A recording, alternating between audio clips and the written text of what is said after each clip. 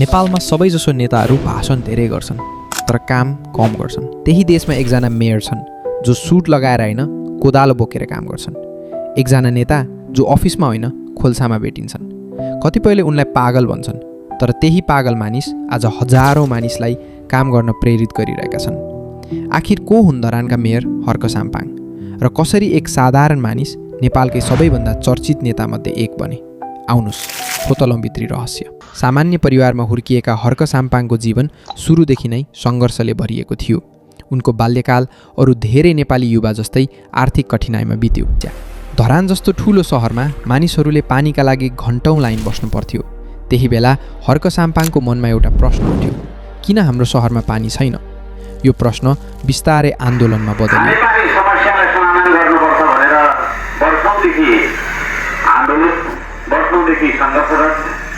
हामी धरानवासी दाजुभाइ दिदीबहिनीहरू जो यहाँ भेला भएका छौँ सम्पूर्णलाई म हार्दिक स्वागत तथा अभिवादन गर्न चाहन्छु। हर्क साम्पाङ धरानमा विभिन्न सामाजिक अभियानमा सक्रिय हुन थाले। उनले बारम्बार सरकार र नेताहरूलाई पानीको समस्या समाधान गर्न दबाब दिए। तपाईहरु गुलियो गुलियो भाषणमा नबोल्नु, म तितो बोल्छु, सत्य तितो हुन्छ, औषधि पनि तितो हुन्छ, यसलाई तपाईले बचाउन सक्नुपर्छ, सिक्नुपर्छ। हर्क साम्पाङ धरानका सडकमा एक्लै पनि नारा लगाउन तयार हुन्थे। कतिपय मानिसले उनलाई पागल पनि भने तर उनले कहिले हार मानेनन्। पानी खुवाउने पैसाले पिकनिक खुवाइराखेको छ, केको लागि? तपाईको भोटको लागि।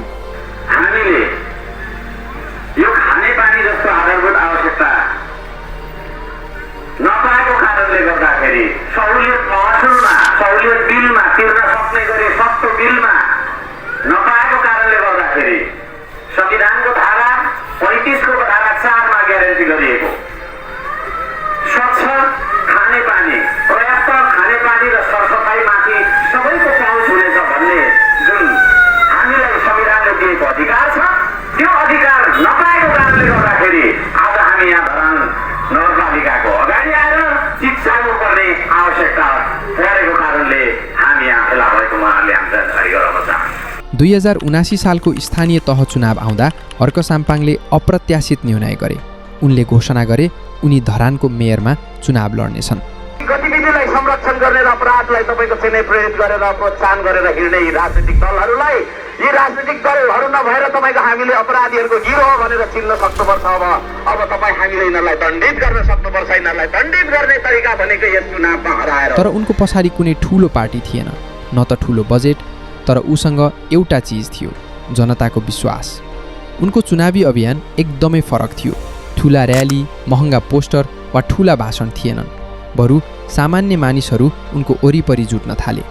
2079 साल वैशाख 30 गते चुनावको नतिजा आयो र नेपालको राजनीतिमा अर्को आश्चर्यजनक घटना भयो। स्वतन्त्र उम्मेदवार हर्क साम्पाङ धरान उपमहानगरपालिकाको मेयर बने।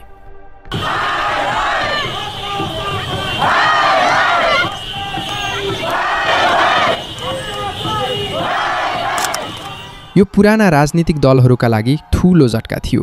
मेयर बनेपछि हर्क साम्पाङको शैली नेपालका अरू नेताभन्दा पूर्ण रूपमा फरक देखियो।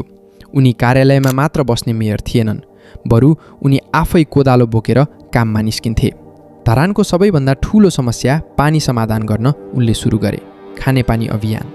स्थानीय मानिसहरूलाई स्वयंसेवक बनाएर उनीहरूले खोलाबाट पानी ल्याउने पाइप बिछ्याउन थाले। यो काममा मेयर आफै ढुङ्गा बोक्दै खाल्टो खन्दै काम गर्थे। तर हर्क साम्पाङको यात्रा विवादविहीन भने कहिले रहेन।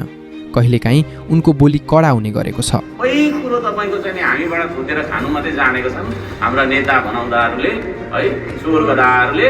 त्यसले गर्दाखेरि अब यस्ता चोर गदाहरूलाई हामीले चाहिँ सोशल मिडियामा उनले गरेका केही स्ट्याटस विवादित पनि बने। कतिपयले भने उनी धेरै भावनात्मक छन्, कतिपयले भने उनी व्यवस्थापनमा कमजोर छन्। तर उनका समर्थकहरू भने भन्छन् कम्तीमा यो नेता काम त गर्छ। हर्क साम्पाङले मेयर भएपछि कयौँ अभियान सुरु गरे।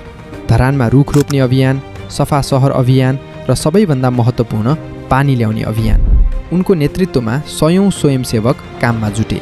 यो दृश्य नेपालमा दुर्लभ थियो, जहाँ मेयर आफै जनतासँगै काम गरिरहेका थिए। जेन्जी आन्दोलनपछि हर्क साम्पाङले सुरु गरेको श्रम संस्कृति पार्टीको मुख्य विचार एकदमै सरल छ, राजनीति मात्र होइन काम पनि गर्नुपर्छ। यो पार्टीको विश्वास छ देश विकास गर्न पहिला समाजमा श्रमको सम्मान हुनुपर्छ। उनको भनाइ छ नेता भनेको सिर्फ आदेश दिने मात्र होइन, जनतासँगै काम पनि गर्नुपर्छ। श्रमदान चाहिँ त्यस्तो एउटा अभियान हो जसले चाहिँ अराएर खाने अरूलाई अराउ पठाउ गरेर हाकिम भएर खाने मान्छेलाई पनि मैले ढुङ्गा बोकाइदिएँ क्या। उनको यस्तै विचार र सिद्धान्त भएका कारण आफैले स्थापना गरेको श्रम संस्कृति पार्टी सुनसरी जिल्लाबाट विजयी भएका छन्।